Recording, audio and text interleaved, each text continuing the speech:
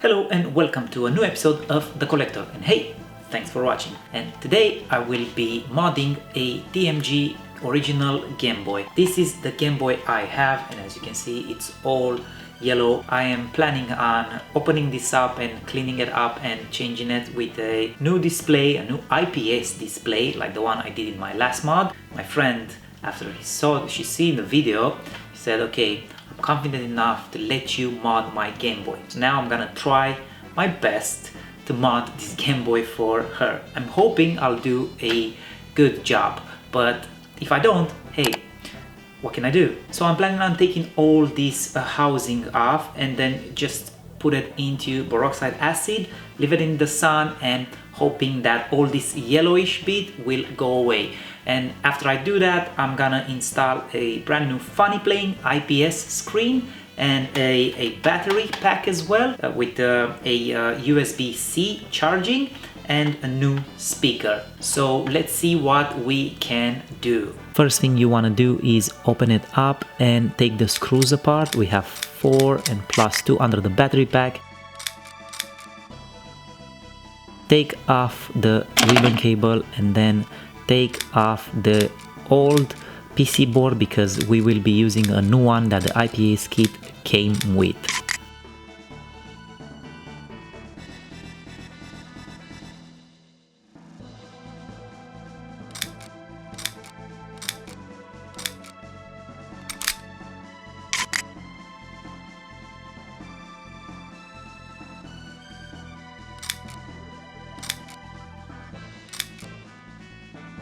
Now I took everything off and I put everything in a nice bath and I gave them all a really nice clean. While cleaning the shell with warm water, don't forget to press on this old screen and push it away because we will be installing a new screen. You just have to press slowly until it comes out. I've also used some Q-tips with isopropylic alcohol and cleaned everything. Now let's see what the IPS funny playing kit comes with.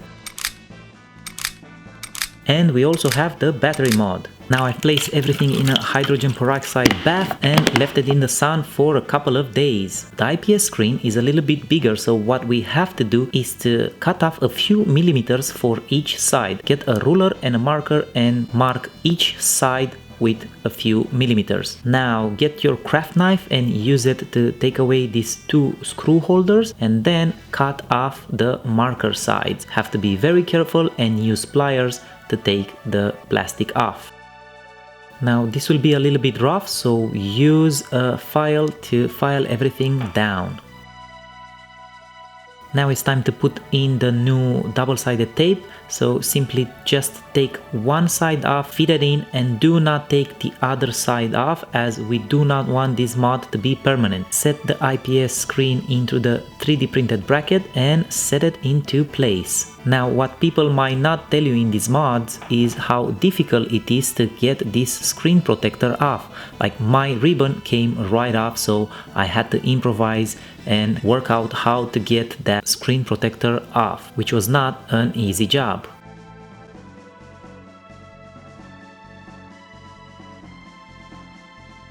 Next thing you need to do is to solder the speaker in place. This is very easy to do, guys. It's just 2 pins.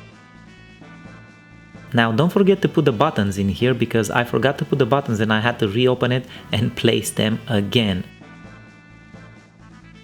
After that, place the PC board and the speaker down, screw everything down, and that's it for now.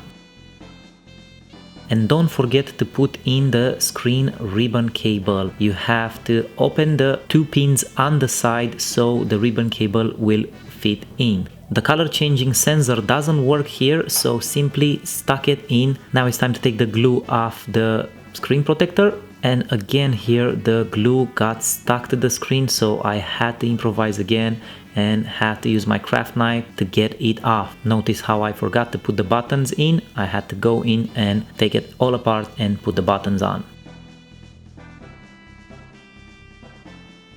Now to install the battery pack, first you have to put in the motherboard back on.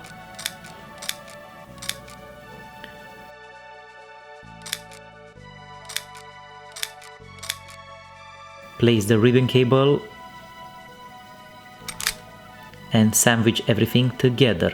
And again, I forgot a very important thing here, the on-off button. Guys, do not forget to do that, because if you do, you have to take everything apart to place it in.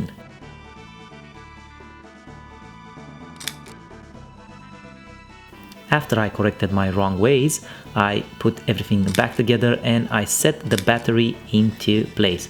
Simply slide it into place and that's about it.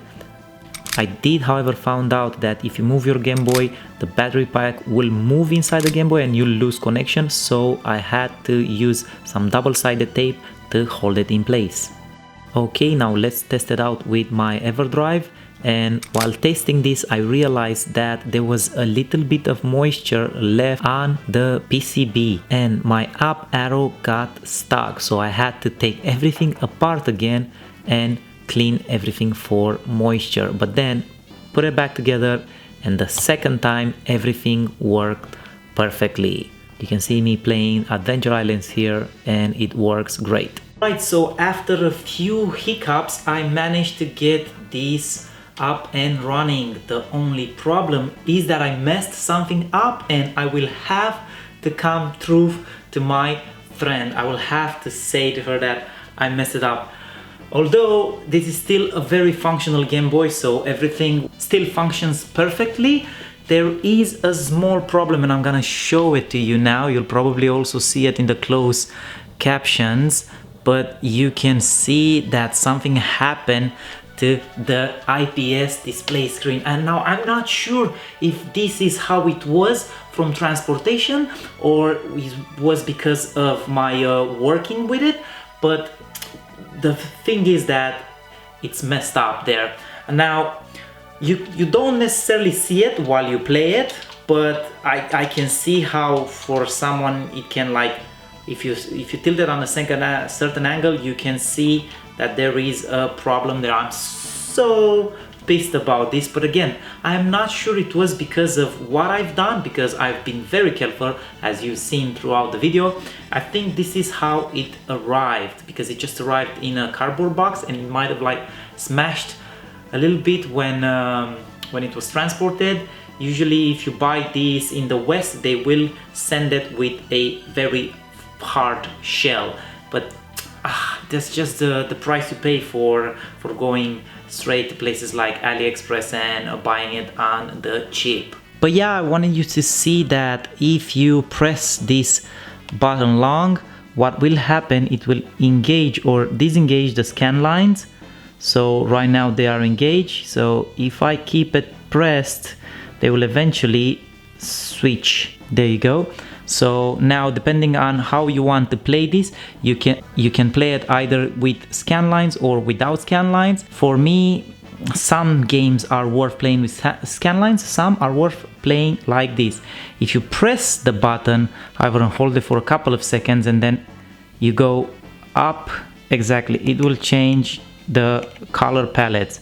So hold it a couple of seconds, then let go and then just go up, and then you will swap to over 36 color palettes.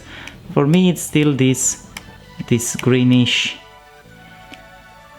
look-alike to the original Game Boy that makes me want to keep it like this, but then again, it's preference, so you can choose whichever you want. So I'm really happy to have modded my second Game Boy, and it works really good, guys. It's something that I've gained a passion for, modding these Game Boys, and as you can see, it looks pretty good from what it looked before. Like the color of that yellowish then has gone away somewhat.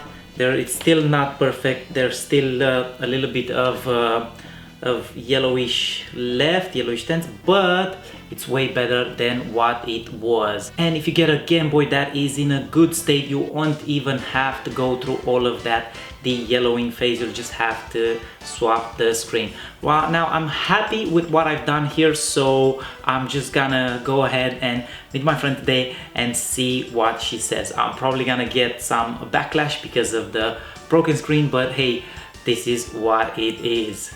So that was it from me, guys. If you're new to the channel, don't forget to subscribe, or at least tell a friend.